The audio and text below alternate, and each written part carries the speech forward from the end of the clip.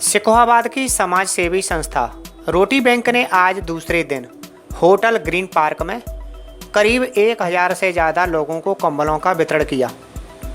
दूसरे दिन कार्यक्रम के मुख्य अतिथि सिरसागंज से सपा विधायक Hariom Yadav, Shikha Tiwari deputy commissioner GST Firozabad और रोटी बैंक के अध्यक्ष डॉक्टर अजय कुमार आहूजा, पर्यावरण मित्र संस्था के सदस्य दीपक औरी, नवीन अग्रवाल ने 5-5 लोगों को कंबल देकर कार्यक्रम की शुरुआत की।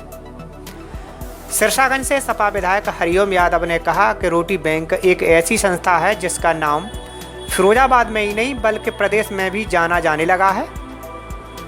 लॉकडाउन के दौरान रोटी बैंक ने गरीबों की जो सेवा की है वह एक पुनीत कार्य है और सराहनीय है।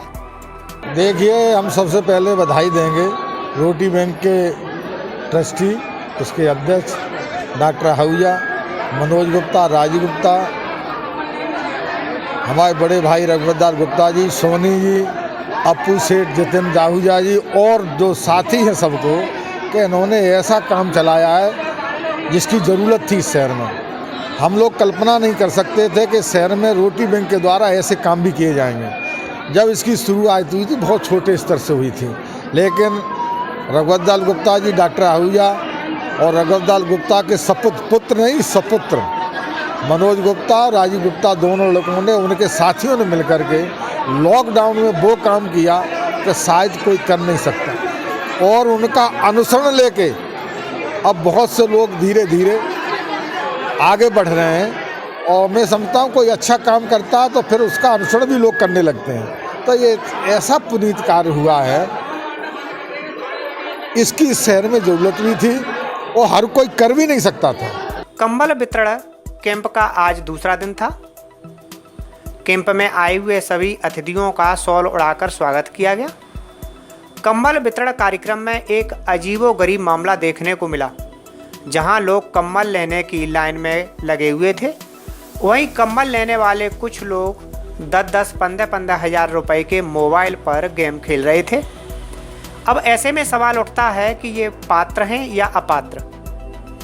हालांकि रोटी बैंक ने किसी को निराश नहीं किया और न किसी से पूछा, जो आया उसे कंबल दिया। फिरोजाबाद डिप्टी कमिश्नर जीएसटी शिखा तिवारी ने कहा कि रोटी बैंक ने आज जो मुकाम हासिल किया है वह सराहनीय काम है।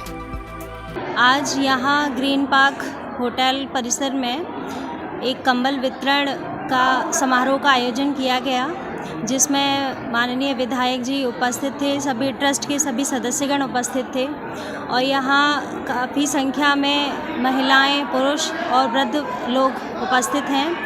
और इतना महान कार्य किया जा रहा है सर्दी में कंबल वितरण का।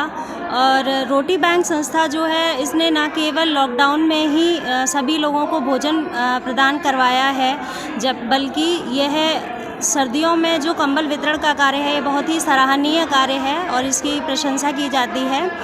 और यहाँ पे बहुत सुचारू रूप से कंबल वितरण का कार्य किया जा रहा है और इस मानवता की सेवा के लिए बहुत बहुत सराहना की जाती है। धन्यवाद। कंबल वितरण कार्यक्रम के दौरान संयोजक राजीव गुप्ता ने कहा कि जिन लोगों के पास जिस दिन की पर्ची है वह उसी दिन आएँ, जिससे कि कोई अव्यवस्था न फैले, और जिनके पास कोई पर्ची नहीं है उन्हें 30 दिसंबर को कंबल मिलेगा, क्योंकि ये कार्यक्रम 30 दिसंबर तक चलेगा। आज कंबल वितरण का दूसरा दिन था। आप लोगों को ज्ञात है कि 1 घंटे में 100 कंबल बांट रहे हैं। क्योंकि प्रोग्राम थोड़ा लेट हो गया तो ज़्यादा लोग हो गए। आज के हमारे मुख्य अतिथि माननीय विधायक जी श्री हरिओम यादव जी, डॉक्टर आहूजा साहब अंकल जी हमारे, और सेल टैक्स की डिप्टी कमिश्नर शिखा तिवारी जी और नवीन जी, कौशन जी, सारे लोग थे।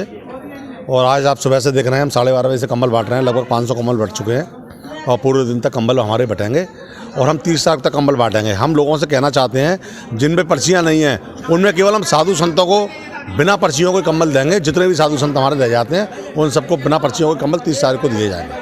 कार्यक्रम के दौरान कोरोना नियमों का पूरी तरह पालन किया गया। सभी को मास्क दिए गए। भीड़ इकट्ठी ना हो इसलिए लाभार्थियों को 2 अलग अलग जगह रोका गया था। जो पहले आया उसे फील्ड में जगह दी गई थी और जो बाद में आया उसे गेट पर ही रोका गया था, लेकिन कंबल सभी को दिए गए। संस्था के ट्रस्टी संजीव आहूजा ने कहा कि लोग भीड़ लगाकर खड़े हो जाते हैं, वह भीड़ न लगाएं। जिसके पास जिस दिन की पर्ची है वह उसी दिन आकर अपना कम्बल ले, जिससे कोई अव्यवस्था न फैले। सर, मैं सभी को संदेश देना चाहता हूँ कि एक तो जितने लोग कंबल लेने आ रहे हैं, एक तो भीड़ न लगाएं। जो टाइम उनको दिया गया है उसी टाइम पे वो यहाँ पे आएँ। सब लोग इकट्ठे आके यहाँ पे भीड़ अगर लगाएंगे तो उसमें प्रशासन के लिए भी परेशानी होगी, हम लोगों के लिए भी परेशानी होगी। तो मैं यही उनसे रिक्वेस्ट करना चाहूँगा, अपना जो भी पर्ची पे टाइम दिया होगा उसी टाइम से आएँ वो लोग। रोटी बैंक ट्रस्टी नवीन अग्रवाल ने कहा कि कुछ लोगों का कहना है कि ये सरकार द्वारा दिए जा रहे हैं, जो गलत है। ये कंबल सिर्फ रोटी बैंक संस्था द्वारा दिए जा रहे हैं, इसमें केंद्र या प्रदेश सरकार का कोई अंशदान नहीं है। ये एक प्राइवेट संस्था है जो गरीबों की मदद करती है। देखिए, ये रोटी बैंक के द्वारा कंबल बांटे जा रहे हैं। पीछे 3 साल से लगातार ये प्रोग्राम चल रहा है और आगे भी चलता रहेगा। जो गरीब लोग हैं, जिनके पास अपना कोई साधन नहीं है सर्दी में अपने सर को बचाने के लिए, उनको ये रोटी बैंक के द्वारा दिया जाता है। इसमें कहीं भी जनता से या किसी से कोई पैसा नहीं लेते हैं। रोटी बैंक के ट्रस्टी या उसके सदस्य ही अपना कलेक्शन करते हैं, उसी के द्वारा ये परचेज करके कंबल निःशुल्क गरीब लोगों को दिए जाते हैं। कुछ लोग ऐसे भी होते हैं जिनको नहीं मिल पाते हैं, उन लोगों से भी मैं यही कहूँगा कि वो समय से आकर के अपना रजिस्ट्रेशन करा लिया करें, जिससे उनको भी मिले। रोटी बैंक नहीं चाहती कि किसी कोई भी इस कार्यक्रम से वंचित रह पाए। नहीं, इसमें सरकार से कोई भी सहायता नहीं ली जाती है। ये रोटी बैंक संस्था के ही द्वारा, उनके ट्रस्टी के द्वारा ही ये वितरण कार्यक्रम होता है। किसी से भी कोई पैसा नहीं लिया जाता, सरकार से कोई मदद नहीं ली जाती। ये स्वयं संस्था का ही अपना कार्यक्रम है। पर्यावरण मित्र संस्था के सदस्य दीपक ओहरी ने कहा कि रोटी बैंक संस्था ने पिछले 3 सालों में जो लोगों में जागृति पैदा की है वह एक सराहनीय काम है, क्योंकि समाज में कुछ लोग ऐसे हैं जिनके पास समय का अभाव है और वह समाज की सेवा करना चाहते हैं।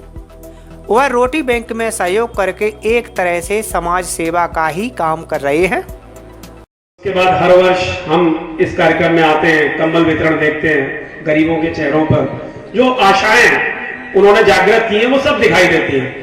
लेकिन एक चीज है जो बिटवीन द लाइंस कही जा सकती है इस पिछले 3 साल में, वो नोट करना बहुत जरूरी है।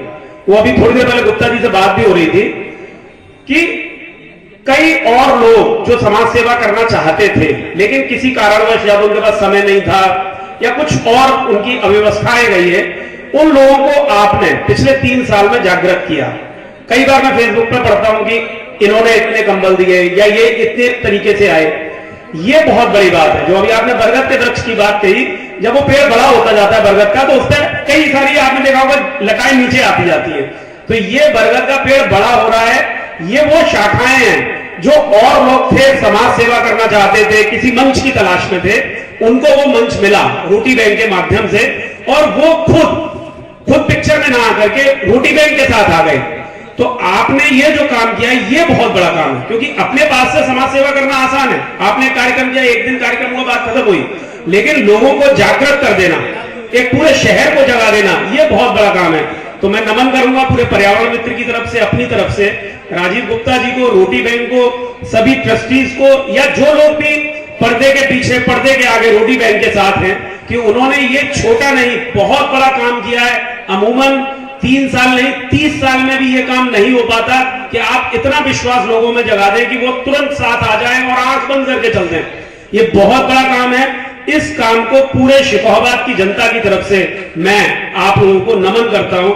मंच पर आए हुए सभी आगंतुकों का शॉल उड़ाकर सम्मान किया गया। इसी बीच कुछ लोग ऐसे थे जिन्होंने 3 साल से रोटी बैंक का सहयोग किया था, उन्हें भी सम्मानित किया गया। मैं रोटी बैंक की ट्रस्टी हूँ। यहाँ आज विधायक जी आए हुए थे, उनके द्वारा मैं सम्मानित किया गया है। हमारी रोटी बैंक 3 साल से प्रॉपर ऐसे ही चल रही है। मैं चाहती हूँ ये और आगे और ऊंची बुलंदियों पर आगे चलती रहे इसी तरीके से।